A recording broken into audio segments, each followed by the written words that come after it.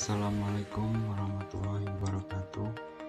Perkenalkan, nama saya Wahyu Ramadan, kelas SI 5G, NIM 181410267, program studi Sistem Informasi, Fakultas Ilmu Komputer, mata kuliah Enterprise Arsitektur.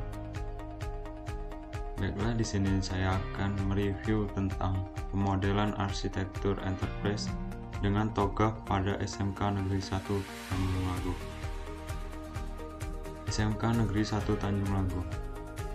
SMK Negeri 1 Tanjung Lago didirikan pada tahun 2010 oleh Pemkab Banyuasin untuk memenuhi kebutuhan pendidikan masyarakat, kebutuhan Banyuasin pada umumnya, dan Tanjung Lago khususnya. Terdapat 4 jurusan pendidikan di SMK Negeri 1 Tanjung Lago, yaitu Agribisnis Tanaman Pangan dan Harikultura (APTH), Agribisnis Perikanan Air Tawar (APT), Rekayasa Perangkat Lunak (RPL), dan Teknik dan Bisnis Sepeda Motor (TBSM). Pemanfaatan teknologi informasi pada SMK Negeri 1 Tanjung Lago. Pemanfaatan teknologi informasi atau TI dalam tata kelola sekolah menengah khususnya SMK Negeri 1 Tanjung Lago belum sepenuhnya memiliki arsitektur dan menggunakan framework tertentu. Pemanfaatan TI saat ini hanya untuk memenuhi suatu kebutuhan terhadap suatu bagian atau divisi tertentu. Perencanaan arsitektur enterprise suatu organisasi adalah suatu proses yang kompleks. Karena itu, proses perencanaan harus dikelola berdasarkan suatu petunjuk yang jelas dengan tujuan menyelaraskan strategi bisnis organisasi dan strategi teknologi untuk memberikan hasil yang maksimal bagi organisasi. Pada saat ini belum banyak yang membuat kerangka dasar yang khusus untuk melakukan perancangan arsitektur enterprise teknologi informasi untuk institusi pendidikan sekolah menengah kejuruan. The Open Group Architecture Framework atau TOGAF. Apa itu TOGAF? The Open Group Architecture Framework atau TOGAF adalah arsitektur enterprise framework dan begitu banyak kerangka, tapi mungkin bisa membingungkan mana yang paling cocok untuk organisasi Anda, terutama ketika ada lebih dari 20 kerangka yang digunakan untuk melakukan arsitektur enterprise. Kerangka kerja ini dapat dikategorikan baik sebagai industri tertentu atau kepatutan perusahaan.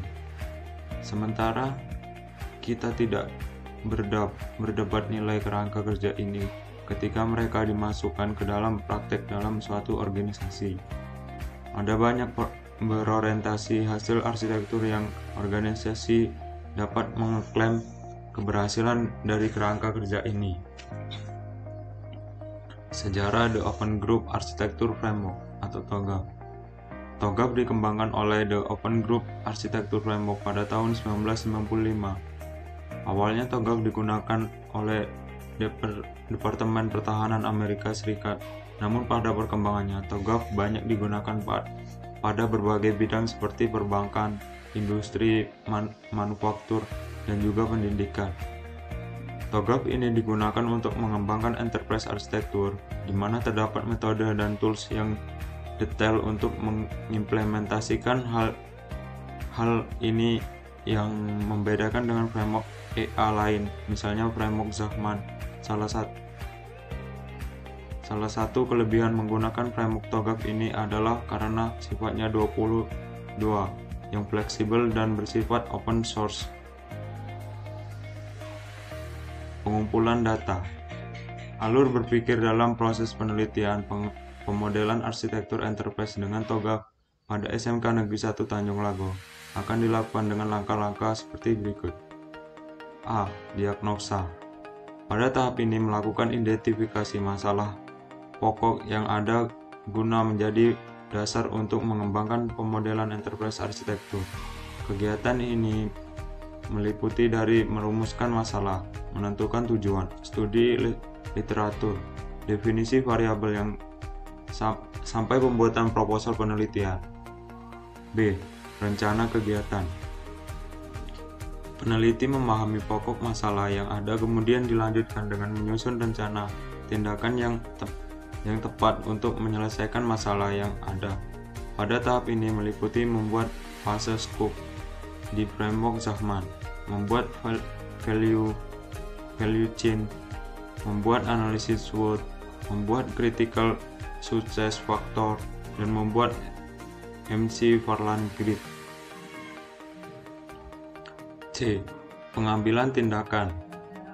Peneliti mengimplementasikan rencana tindakan dengan harapan dapat menyelesaikan masalah. Selanjutnya melakukan model dari arsitektur vision, bisnis arsitektur, informasi sistem, dan teknologi arsitektur. D. Evaluasi. Setelah masa pengambilan tindakan dianggap cukup, kemudian peneliti melaksanakan evaluasi hasil dari implementasi pengambilan tindakan. Pada tahap ini dilakukan kuesioner, apakah hasil dari implementasi sesuai dengan kenyataan atau realita yang ada. E. Pembelajaran. Pada tahap ini merupakan bagian akhir dari siklus yang telah dilalui dengan melaksanakan review. Tahap per tahap yang telah berakhir, kemudian peneliti ini menghasilkan rekomendasi dari hasil evaluasi berupa rekomendasi arsitektur. Analisis data. Analisis data peneliti ini menggunakan metode TOGAF. Adapun fase-fase dalam TOGAF yang digunakan untuk menganalisis data pada penelitian ini yaitu A. Primary phase. Pada tahap ini melakukan penentuan framework dari ruang lingkup enterprise arsitektur yang akan dikembangkan serta pendefinisian dari unsur manajemen. B. Fase A. Arsitektur vision. Fase ini digunakan untuk mendefinisikan scope dan vision arsitektur secara keseluruhan, meliputi profil organisasi, pendefinisian visi dan misi, tujuan organisasi, sasaran organisasi, proses bisnis organisasi, dan unit organisasi. C. Fase B. Bisnis arsitektur. Fase ini digunakan untuk mendeskripsikan arsitektur bisnis saat ini. D. Fase C. Informasi sistem arsitektur. Pada tahap ini menentukan arsitektur data dan arsitektur aplikasi. Arsitektur data lebih memfokuskan pada bagian data digunakan untuk kebutuhan fungsi bisnis, proses, dan layanan. Teknik yang digunakan penyajian model arsitektur informasi dengan application portfolio. E. Fase D. Teknologi arsitektur. Fase ini digunakan untuk mendeskripsikan arsitektur teknologi. Fase preliminary. Fase preliminary merupakan tahapan persiapan perencanaan arsitektur enterprise. Tahapan ini dilakukan agar proses pemodelan arsitektur dapat terarah dengan baik. Pada tahap ini didefinisikan bagaimana arsitektur enterprise akan dibuat. Tujuan dari fase preliminary adalah untuk mengkonfirmasi komitmen dan manajemen, penentuan framework dan metodologi yang akan digunakan dalam pengembangan arsitektur enterprise. Fase arsitektur vision. Ruang lingkup penelitian yang akan dianalisa dan dilakukan perancangan infrastruktur teknologi informasi mencakup analisis bisnis, arsitektur data, arsitektur aplikasi, dan arsitektur bisnis. Sedangkan stakeholder SMK Negeri 1 Tanjung Lago adalah Direktorat Pembinaan SMK Kementerian Kebudayaan dan Pendidikan BANSM atau BNSP atau orang tua, siswa, guru, tenaga kependidikan, SMK Aliansi, alumni, masyarakat, dunia usaha, dan pemasok. Fase arsitektur teknologi. Sebuah pengembangan arsitektur teknologi maka diperlukan prinsip-prinsip mendasar bagi platform teknologi yang diperlukan untuk mendukung lingkungan dalam berbagai data. Prinsip-prinsip tersebut digunakan untuk menentukan platform dan arahan penyediaan teknologi untuk mendukung proses bisnis di SMK Negeri 1 Tanjung Lago. Hasil dari prinsip teknologi, maka dapat dihasilkan rekomendasi untuk arsitektur teknologi. Fase arsitektur informasi. Fase ini menguraikan beberapa output untuk menganalisa sistem informasi SMK Negeri 1 Tanjung Lago berdasarkan aplikasi penggunaan MC Farland Grid untuk memetakan aplikasi-aplikasi yang dianggap berpotensi dalam menunjang bisnis operasional.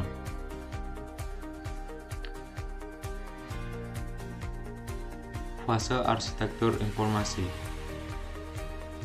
Fase ini bertujuan untuk memahami kondisi saat ini dari proses bisnis SMK Negeri 1 Tanjung Lago, dan selanjutnya membuat usulan perbaikan dengan melakukan pemodelan arsitektur bisnis. Adapun tahapan yang dilakukan pada fase ini mencakup analisa bisnis internal dan eksternal. Analisa lingkungan bisnis baik internal maupun eksternal digunakan untuk mengetahui masalah-masalah dan kesempatan-kesempatan bisnis yang akan digunakan dalam pembuatan perencanaan infrastruktur TI. Mempelajari faktor-faktor internal penting dilakukan karena setiap organisasi memiliki keunikan tersendiri yang membedakannya 46 dengan organisasi yang lain. Aspek eksternal juga harus dipelajari karena aspek tersebut sangat kuat dalam menentukan kelangsungan hidup organisasi. Pengujian Enterprise Arsitektur. Pengujian EA dilakukan untuk mengetahui apakah rancangan EA yang telah dibuat cukup valid, maka diperlukan pengujian. Hasil dari pengujian ini sekaligus dapat menjadi jawaban atas masalah yang diangkat dalam penelitian. Pengujian dilakukan dengan cara memberikan kuesioner yang sesuai dengan template EA scorecard. Responden berasal dari beberapa stakeholder SMK Negeri 1 Tanjung Lago. Kesimpulan yang dapat diambil dari pengujian rancangan EA ini adalah sebagai berikut. A. Rancangan EA di SMK Negeri 1 Tanjung Lago ini valid dengan presentasi lebih dari 50% di semua stakeholder. B. Rancangan EA di SMK Negeri 1 Tanjung Lago ini cukup dapat menggambarkan elemen-elemen EA dalam unit organisasi. Arsitektur enterprise. Apa itu arsitektur enterprise? Enterprise arsitektur dapat didefinisikan sebagai sebuah blueprint yang menjelaskan bagaimana semua elemen TI dan manajemen informasi bekerja sama dalam satu kesatuan dan memberikan gambaran eksplisit mengenai hubungan antara proses manajemen dengan TI yang sekarang dan yang diharapkan. Jika dikaitkan dengan enterprise, maka IA harus memberikan strategi yang memungkinkan organisasi mendukung keadaan yang sekarang dan juga bertindak sebagai roadmap menuju lingkungan yang ditargetkan. Framework. Apa itu framework? Framework adalah sebuah cetak biru atau blueprint yang menjelaskan bagaimana elemen TI dan manajemen informasi bekerja sama sebagai satu kesatuan. Framework TOGAF membagi 4 bagian dalam pengembangan arsitektur. Pengembangan sistem dimulai dari mendefinisikan arsitektur bisnis yang ada dalam organisasi, mendefinisikan arsitektur data yang akan digunakan, mendefinisikan arsitektur aplikasi yang akan dibangun, serta mendefinisikan arsitektur teknologi. Adapun 8 fase pada TOGAF ADM. Fase pertama adalah arsitektur vision, fase kedua bisnis arsitektur, fase ketiga information system arsitektur, fase keempat teknologi arsitektur, yang kelima opportunities and solution, yang keenam migrasi planning, yang ketujuh implementasi governance, yang kedelapan arsitektur change management. Secara singkat, 8 fase TOGAF HDM adalah sebagai berikut. Fase A, arsitektur vision. Fase ini bertujuan untuk memperoleh komitmen manajemen, memvalidasi prinsip, tujuan dan pendorongan bisnis, mengidentifikasi stakeholder. Output dari fase ini adalah 1. Pernyataan persetujuan pengerjaan arsitektur yang meliputi scope dan constraint serta rencana pengerjaan arsitektur. 2. Prinsip arsitektur termasuk prinsip bisnis. 3. Arsitektur fiction. 2. Fase B. Bisnis arsitektur. Bertujuan untuk 1. Memilih sudut pandang terhadap arsitektur yang bersesuaian dengan bisnis dan memiliki teknik yang tepat. 2. Mendeskripsikan arsitektur bisnis, exiting dan target pengembangannya, serta analisis gap antara keduanya. 3. Fase C. Infrastruktur informasi sistem arsitektur. Tujuan fase ini adalah untuk mengembangkan arsitektur target untuk data atau domain aplikasi pada arsitektur data, misalkan untuk menentukan tipe dan sumber data yang diperlukan untuk mendukung bisnis. Arsitektur aplikasi untuk menentukan jenis sistem aplikasi yang dibutuhkan untuk memproses data dan mendukung bisnis. 4. Fase D. Teknologi arsitektur. Untuk mengembangkan arsitektur teknologi target yang akan menjadi basis implementasi. 5. Fase E. Opportunities and Solution. Fase untuk mengevaluasi dan memilih cara mengimplementasikan, mengidentifikasi parameter, strategi untuk perubahan, perhitungan cost dan benefit dari proyek serta menghasilkan rencana implementasi secara keseluruhan. Berikut strategi migrasinya. 6. Fase F. Migration Planning. Fase ini bertujuan untuk mengurutkan implementasi proyek berdasarkan prioritas, dan daftar tersebut akan menjadi basis bagi rencana detail implementasi dan migrasi. 7. Fase G. Implementasi Governance. Merupakan tahapan memformulasikan rekomendasi untuk setiap implementasi proyek, membuat kontrak arsitektur yang akan menjadi acuan implementasi proyek serta menjaga kesesuaiannya dengan arsitektur yang telah ditentukan. 8. Fase H. Arsitektur Change Management. Pada akhir fase ini diharapkan terbentuk skema proses manajemen perubahan arsitektur. Blueprint. Apa itu blueprint?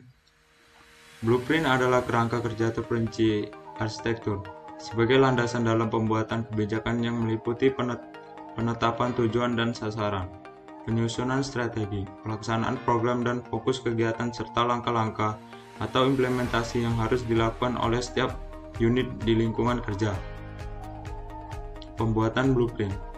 Dari hasil rancangan IA di atas dapat dibuatkan sebuah blueprint yang dapat digunakan untuk mempermudah proses pengembangan arsitektur SI. Proses pengembangan EA seperti yang digambarkan dalam TOGAF ADN adalah proses yang dinamis, tidak terputus dan berkelanjutan.